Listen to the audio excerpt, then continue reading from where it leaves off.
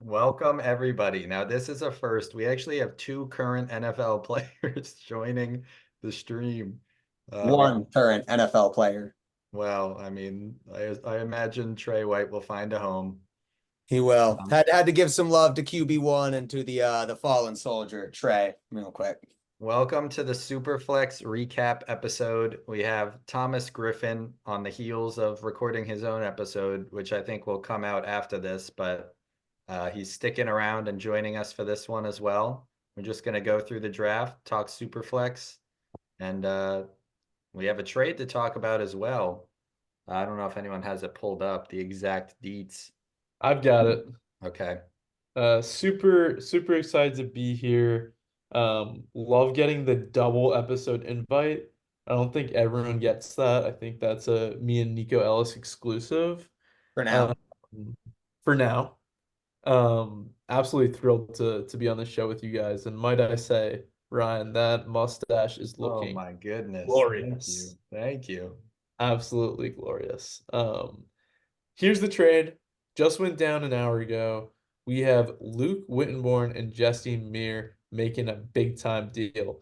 Luke is acquiring Amari Cooper, Saquon Barkley, and Ryan's 2024 fourth rounder for Jahan Dotson, a first rounder in 2025 and a third rounder in 2025. And that went Jesse's way. So the fire sale begins in the Mir household.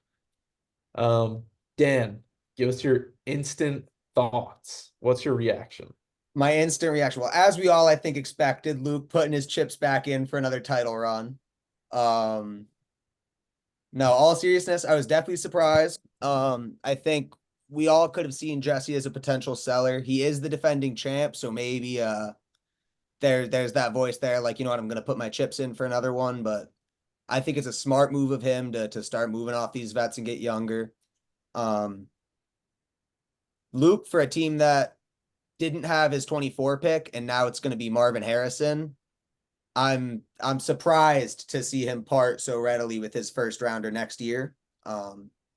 It's a team that could win, but even after this move, I think there's still a lot of teams ahead of him for contending status. So I definitely just think it's a real risky move for Witt. Yeah, I would agree. Couple things before I jump in and give my thoughts. One, I think it's a lock that when on the Tales of Rob's team episode, we just have an episode where we just say compensation over and over again. So he'll be the third to join that exclusive club of two episodes. Um, and mustache rides are $5 if you're interested. But getting into the trade, yeah, it's a little bit of a head scratcher. I think I agree with Dan. I think Jesse was I don't know if I'm the only one that's getting texts. I doubt it, but he definitely was in the selling mood, although neither of these two were the ones put on the trade block.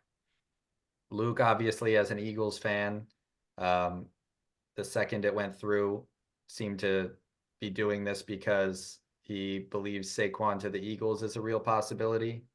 Um, I think that's a good spot.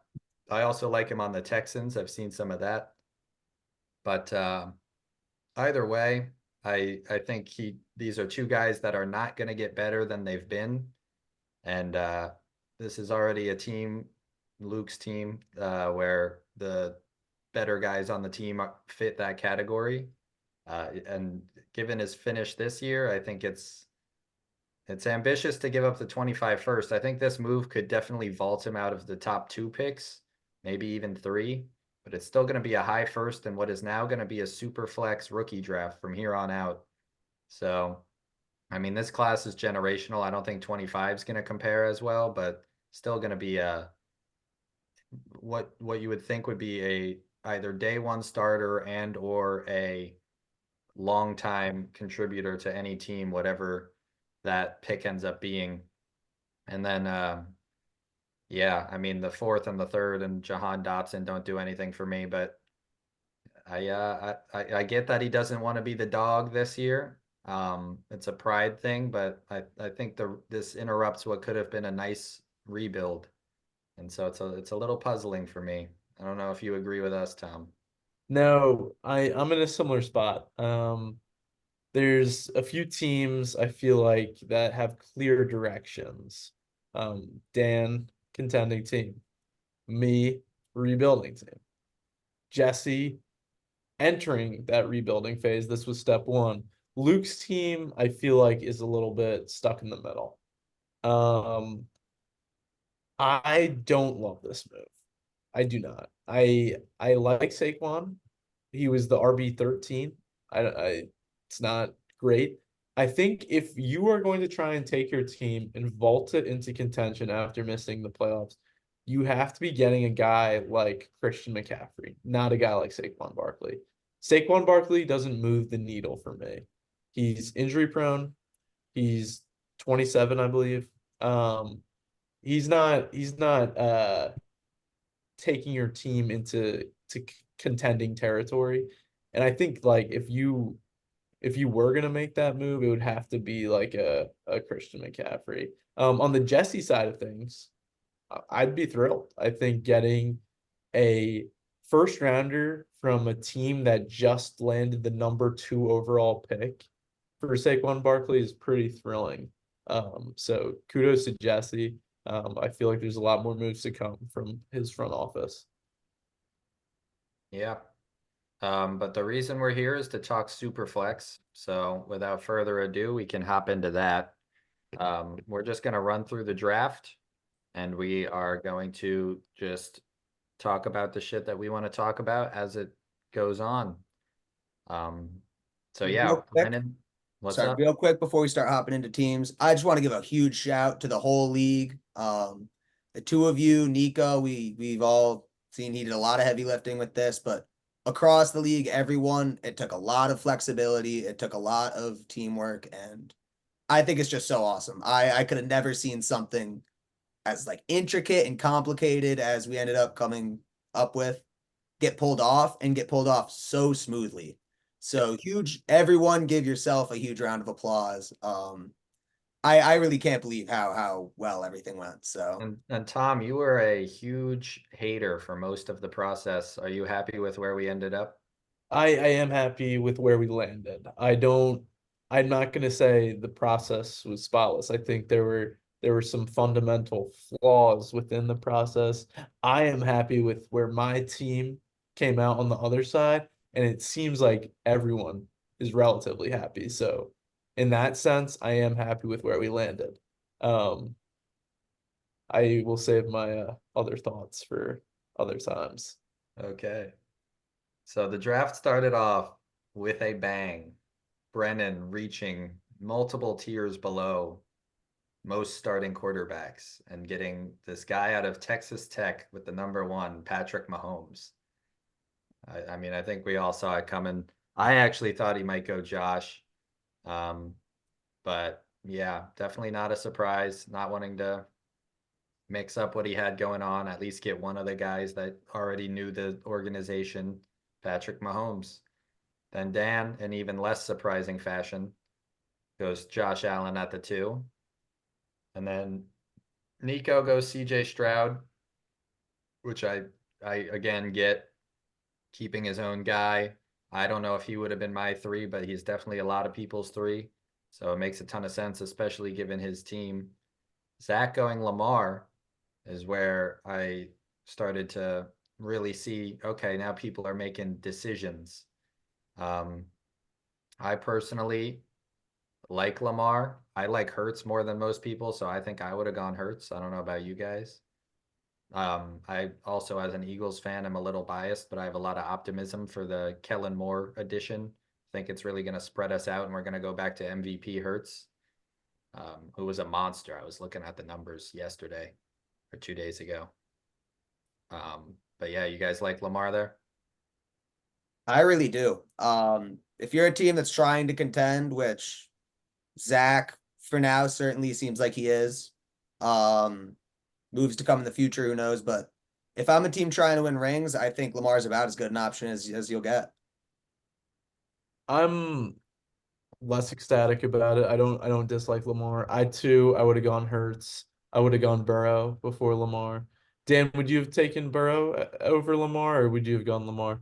I can't believe the fall Burrow had. We'll get into it more. Burrow probably would have been my guy at 3 if the league screwed me out of Josh. I would have been staring down Burrow or Stroud, and I think I would have gone Burrow as a contender. I'm gonna be honest. Maybe an unpopular opinion. I would have gone Josh at the number one, not just to extort Dan. I probably would have done that just to laugh at Dan, but I actually think Josh is my dynasty number one. I agree with you, but again, I get why Brendan did it.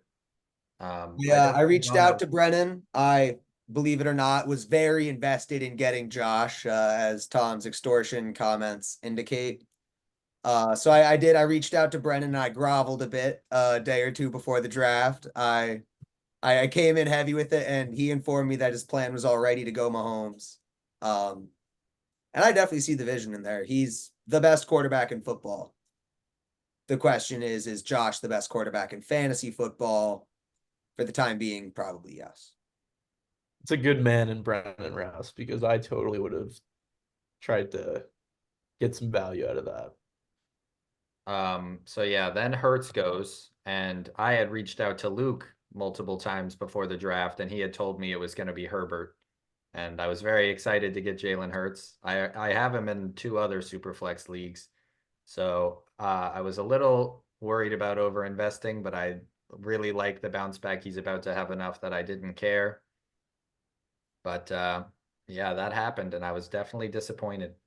And then we have me going Justin Herbert, which for me, I mean, you apparently have Burrow pretty high, both of you, but I discussed off the air that I'm not a huge Burrow guy for multiple different reasons. It's not an offense that I think is going to get particularly better, especially with T's departure imminent. And there's been these slight injury concerns, nothing particularly long term, at least historically, like an ACL or an Achilles. But I mean, I voiced my concerns about the hand injury, wrist injury as well. And I love AR, and boy did he flash in the games that he played. But those injuries worried me as well, and I am injury averse as they come. So Herbert was the no-brainer for me. I don't know if you guys like that pick. Love the Herbo pick. It's where I would have gone there. I'm wearing my Chargers shirt. Well, it's not where you would have gone down. Well, that's true, I guess. That's true. If I had the fears about Burrow that you have, Herbo would have been my guy. I think really after Josh and Mahomes, any of those guys in any order that you want to put them is pretty fair to me.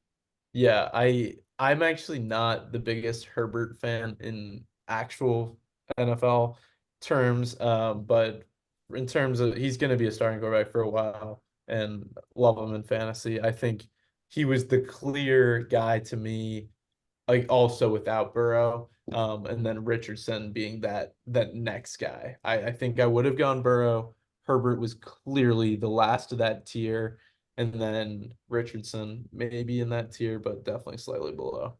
What it came down to for me was given my team's position, which is just frisky as all hell. I wanted a real floor guy, a real Yeah. long-term scorer. I don't think there's ever a year where Herbert won't be at least like prime Stafford level, where like maybe he's just like throwing a ton of picks or something, but he's racking up decent fantasy points as well. And yeah, with the least amount of injury concerns, that was where I went. Richardson surprised me. I would have gone Burrow over Richardson probably. Again, I voiced my concerns there. I don't know how you guys feel about that. Ryan hates his Florida Gators. I mean, I said the whole time he was coming in and taking meteoric jumps up draft boards that I really did not understand why he was a top 10 pick. He looked good when he played, and I think once I saw the landing spot, Shane Steichen, I am a big believer in it, especially as a quarterback of that type. Bill. Yeah, sure. Developing that kind of guy, the Herberts, the Hertzes that he already had his hands on. If anyone could make him into that, I think it's Shane Steichen. I mean, So talk about frisky. That's a frisky quarterback in A-Rich going to a frisky team with Pat. So I definitely see the vision with that pick. sure. Um, And then Rob traded with Tom, moved back 2 spots, and Tom gets the far falling Joe Burrow, which, Yep. I mean, we've talked about Burrow already, but Yeah. at that point, it's a good pick. I'm on Tom's episode, which is going to come out after this. I'll spoil it now. I talk about how I loved Jordan Love so much that I would have taken him there, but Jordan Love was going to make it to 10 where Tom was anyway, almost without a doubt. So I like that pick a lot because Burrow probably wouldn't have. Yeah, I did have good intel that Trevor Lawrence and Kyler Murray were gonna come off the board in between my two picks after I traded up to 8. So it was kind of a slam dunk for me. To me, there was a teardrop after Burrow going down to T-Law. Definitely. But thrilled, absolutely thrilled. Yeah. So then Jesse goes Trev. Um, for those who don't know, the Muir family is now based in the Jacksonville area. So Yep. I think that might have had something to do with it, getting the hometown guy. Um, Another guy that I like, Herbert. I think both his ceiling and floor are lower, but it's a relatively high floor. I don't think he's going to get much worse than what we've seen. And what he was this year was the QB9, I believe, maybe 8. Um, so yeah, I mean that's just fine by me. And then Rob gets his guy that he really wanted in Kyler. Kept him in the clubhouse. I love Jordan Love. I would have gone Jordan Love above any of the last two guys we just talked about, and especially above Kyler. But I see the vision there as well. I don't know about you guys.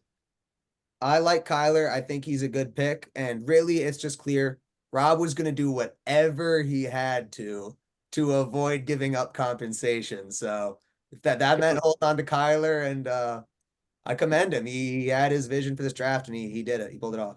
Let's just clear something up that I believe Rob knew, but I some of his comments made me slightly confused. If Robert wanted to not give up compensation, he could have taken anyone in the Anyone in that tier? Yes. so had he Right. liked Jordan Love more than Kyler Murray, he could have taken him.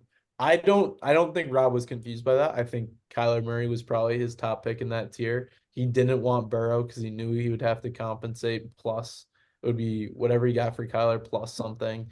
Um, so I can see him not wanting to compensate for Burrow, but yeah. Um, I'm not super high on Kyler. I was not really interested in him. I know Rob's gonna listen to this and be mad at me because I told him on the phone that I was interested in Kyler, but I was just it was a leverage play. And I think it worked out for me. So and it worked out for Rob. He got Kyler. I mean, shit, Kyler has a history of some pretty, or I think it's just one, but a very high fantasy finish. He's about to, according to every mock draft I've seen, land some generational receiver or another. Um, and with that contract, he will have a starting job for the foreseeable future, guaranteed. So I think that offense can't really get much worse. And Kyler has shown that he can have a pretty high ceiling, so I get it. And then Tom's up again, takes Jordan Love. Already beat it to death. I love Jordan Love. Really thought he was going to be a member of Swish and the Swamp Rats when Rob and I were talking about that 8 pick. Um, yeah, and then Justin Fields out of Jesse to round out his top two. Um, I like the Fields pick. I honestly didn't really want to take the gamble myself, but I was tempted. Um, I didn't really line up with my picks either, so it wasn't. I didn't really have to make that decision, but I think I'm a big Fields believer, especially if he ends up in Atlanta, which I guess is an if. I don't know how you guys feel about Fields at the 12. I think you compare a guy like Fields to a guy like Brock Purdy. Purdy's like the floor pick. Fields is the ceiling pick. I think I would prefer Fields just because I think they probably, although I think Purdy has a slightly higher chance to keep his starting job in the near future. Um, I think the upside of Fields is worth it, especially if he lands in the right spot. Um, I like it. I like that he paired it with the Trevor Lawrence, who is someone who you just know is going to be a Rock starter. solid. Yeah. Yeah. Yeah, Um, I agree. I'm definitely big on Fields. As we'll get to, I traded up to the pick behind this. Um, and I basically was just waiting on Jesse to take either Dak or Fields, and I was gonna happily take whoever was left. I'm happy I got Dak. I think I do slightly prefer Dak. We got to see him get extended, but if he does, I think it's just a much safer situation. We still don't know where Fields is gonna play. What if it's Pittsburgh? Even then, his fantasy value, I don't see it being bad. He's not gonna not run. Like I believe in his real talent, so I think it's a totally good pick. I think he's as my quarterback too, somebody I'd be ecstatic with. yeah, I agree. I was also trying to trade up to that pick to get Dak. What really did it for me, or what had me interested, was I think after Dak is where I draw the line, where I think everyone that pick and above, except maybe Trevor Lawrence, could so easily be a top 5 fantasy quarterback multiple times in the future. Um, so yeah, I wanted that bad. Dan gave up Jaden Reed, which I told him afterwards over text I thought was totally fair compensation, but I think a lot of the compensate or yeah, I guess compensation is the right word, but now that has a totally different meaning in this league. But yeah, what the trade return he gave, I thought it was totally fair, but with how the trades were going thus far to move around in the draft, kind of stuck out to me as like far and away the most value given up. But I think it was worth it. Tom, I'm guessing you agree, but I'm just curious. Yeah, I mean, Dan was the favorite last year, and now in a super flex league, he walks away with the quarterback 1 and 2 finishers of 2023. Is that correct? Uh, It was QB3. Dak Dak might have been It was 3. 3. Who was 2? I don't know. Okay, interesting. The number 1 and 3 All right. quarterback. Uh, I think Hurts might. no. Hurts was 2, I think. Oh wow, Yeah. A lot of really? rushing touchdowns. That's still surprising to No me. Kelsey could change that. We'll see. But Yeah. um, But no, I love it from Dan. Dan is my favorite to win it all this year. I think it was a slam dunk. yeah, I What definitely went into the draft. I did not have plans of moving up. Day one of the draft, I was happy I got Josh. I was gonna call that a win and sit tight and probably take Baker at 19. But going into day two, I knew Dak and Fields were still there. Thinking about it more and more, like when I looked at my team and I thought, what do I need to do to kind of address this team long term? QB2 was the glaring spot. And I saw an opportunity to just kind of pull the trigger and go get my guy. I'm a notorious Dak Prescott fan. I really like the Cowboys. I really like Dak. Um, so I was very happy to go get him. and And you Reed mentioned was a steep price. I think it was definitely fair value on the pick, but I was willing to pay what it was going to cost me to get my quarterback. the question marks about extending. Me personally, just knowing Jerry Jones, this is a guy whose goal every season is just, I mean, whether this is what he thinks he's doing or not, it's just to tread water. He refuses to enter any kind of rebuild. He will just keep the pieces there, pay way too much to bring new pieces in that just keep the team at where it's been at, which is a borderline contender for most of the season that doesn't actually get it done. And you can attribute the not getting it done part to coaching or whatever. I think there's no question in my mind, though, that keeping Dak there is something he's very, very interested in. And they're about to extend the shit out of CD too. And that's pretty much all you need for me to be confident that Dak will be serviceable. Didn't Um, the Cowboys beat the Bills in like 3 straight Super Bowls or something? no, it No, was they the didn't. entire NFC East except the Eagles beat the Bills in back to back to back Super Bowls. And then I don't know who was the first or fourth fall of Buffalo. Two of them were the Cowboys, Two of and them then were Okay, the two of uh, them. I So by one. I don't remember the exact order. It might have been like skid or Giants, Skins, Cowboys, Cowboys, but Whoa, yeah, whoa, two of them were man. the boys. Commanders Yeah, come on. football team. Let's be PC here. Um, but yeah, I also I was just gonna mention you had your difficulties with depth this year. Was getting rid of Jaden Reed really not too concerning to you? I mean, if my team's gonna run and is gonna win a chip again, it'll be with 3 powerhouse receivers, 2 dynamite quarterbacks, and then I'll figure it out everywhere else. I was starting Zeke for a bunch of last year. I'll probably take a receiver at 108 and pray that I can really lean on them in the flex, and I'll figure it out everywhere else. He's I the need to pitch a second for somebody who's putting up what Jaden Reed's numbers were last year, but who's 28 or 29, so they have no value. I can do that. Dan, Miles Sanders is available, just so you know. Ooh, wow. We'll talk if the injury bug really starts biting, or if I don't like where Eckler and Pollard land. Maybe I'll hit you up about Miles. All right, so we'll move on. Pat goes Tua to pair with AR. I'm not a big Tua guy personally. I Wouldn't have been might my just pick. be surrounded by Dolphins fans who, I mean, I'm not gonna like, I am gonna lump everyone into one category. Almost every Dolphins fan I know is not the most supreme knower of ball. It's not a very serious football town.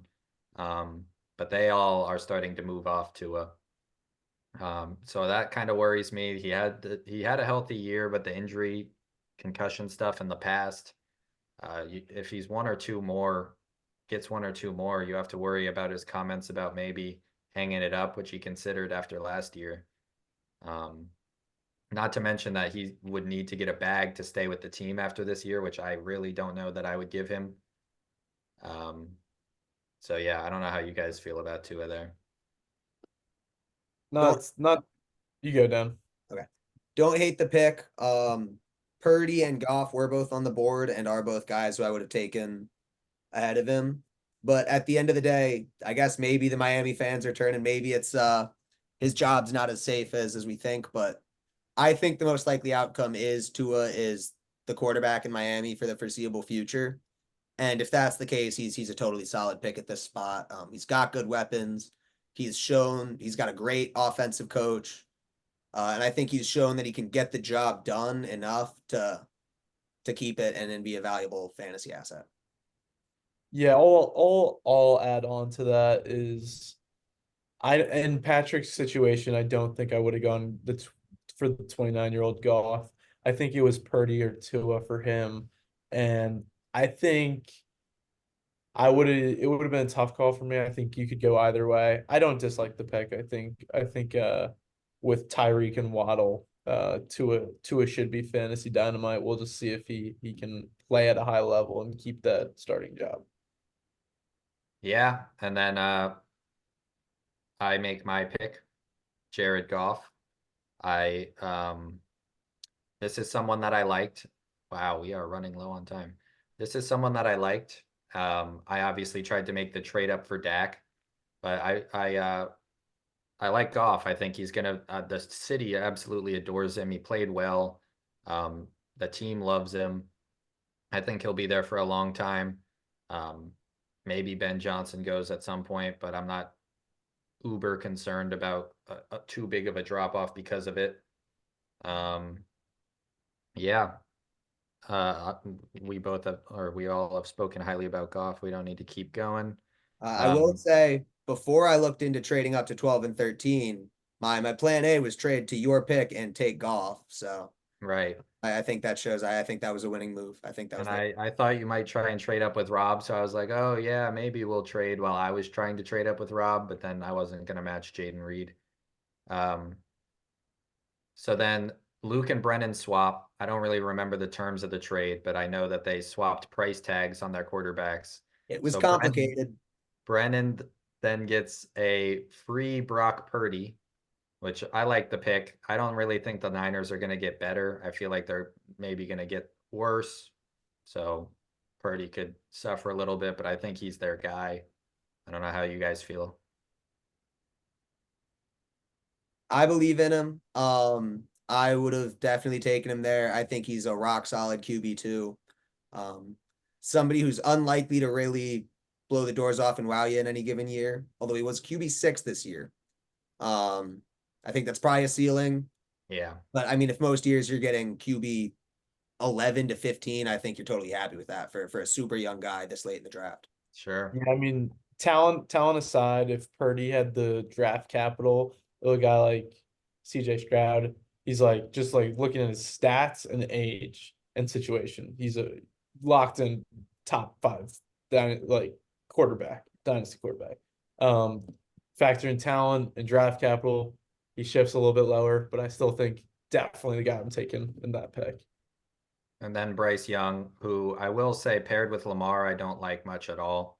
I think Lamar is currently at his peak, and as injury concerns and the team around him go on, I think he'll get worse. Um, Meanwhile, Bryce is the exact opposite. It's going to take time to develop him and the team around him. And that's even if he hits what people think he could be, which I don't really believe in. Um, Yeah, but Lamar pick aside. I like the Bryce pick. I see the vision. I think Zach's a team that really needs to get younger. And I think Bryce Young is still a quarterback who, but if Carolina can get their shit figured out around him, Bryce can really succeed and be a quarterback in the league for a while. So I like the pick. any thoughts, Tom?